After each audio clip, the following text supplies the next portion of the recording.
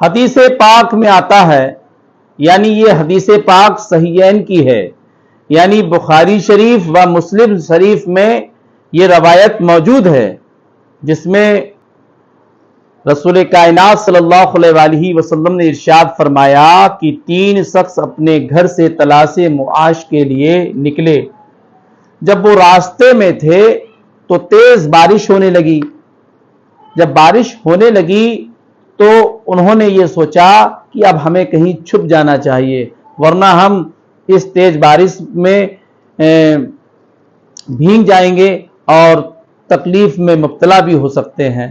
لہٰذا انہوں نے تلاش کیا کہ کہاں چھپا جائے، تو انہیں ایک غار نظر آئی اور وہ اس غار میں جا کر چھپ گئے۔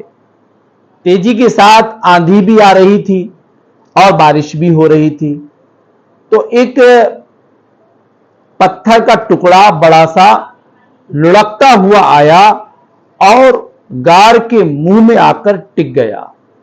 تو وہ منہ جو تھا غار کا وہ بند ہو گیا اور یہ تینوں شخص اس غار کے اندر موجود تھے۔ جب وہ غار کے دروازے پر آ کر پتھر کا ٹکڑا ٹک گیا، رک گیا، تو پھر وہاں اندر اندھیرا ہو گیا۔ جب اندھیرا ہو گیا تو انہیں آپس میں بڑی تکلیف محسوس ہوئی کہ اب ہم اس غار سے باہر کیسے نکلیں گے؟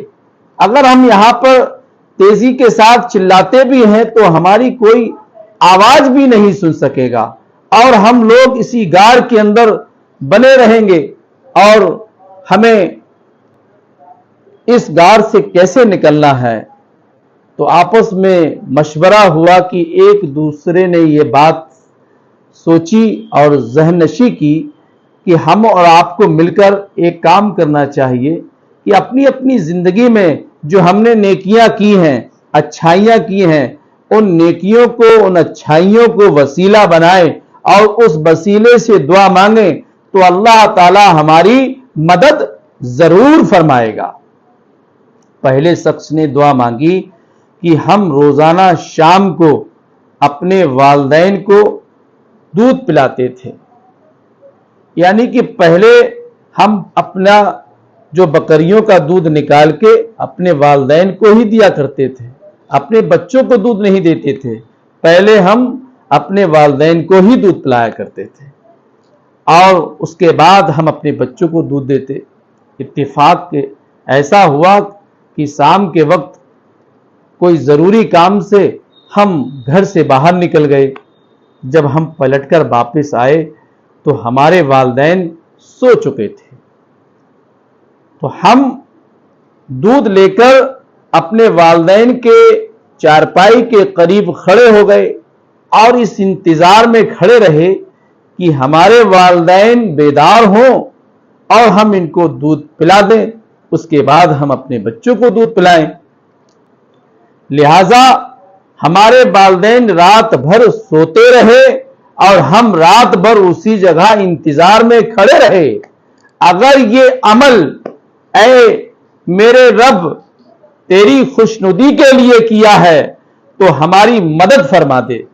اتنا اس شخص کا کہنا تھا کہ جو پتھر کا ٹکڑا اس غار کے منہ پر ٹکا ہوا تھا وہ تھوڑا سا ہٹ جاتا ہے تو روشنی اندر داخل ہو جاتی ہے اور اچھا محسوس کرتے ہیں۔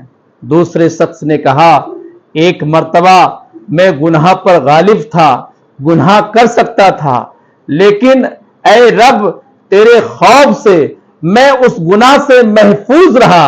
اگر یہ عمل تیری خوشنودی کے لیے ہے تو میری مدد فرما۔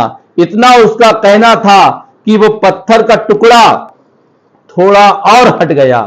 تیسرا شخص دعا مانگتا ہے کہ ایک مزدور نے ہمارے گھر پر کام کیا، اس کو جو اجرت حاصل ہوئی تو اس نے کہا کہ میں سفر میں جا رہا ہوں، واپس پلٹ کر جب آؤں تو میری اجرت دے دینا۔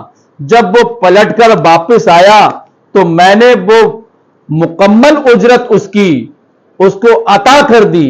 اگر یہ عمل تیری خوشنودی کے لیے کیا ہے تو اے ہمارے رب ہماری مدد فرما۔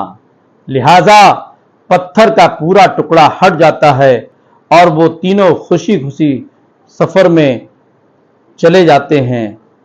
لہذا پتہ یہ چلا کہ ہمیں اپنی زندگی میں نیکیاں ضرور کرنا چاہیے، کیونکہ نیکیوں کے ذریعے سے اگر ہم ان کو وسیلہ بنا کر دعا کریں گے تو اللہ تعالی ہماری مدد ضرور فرمائے گا۔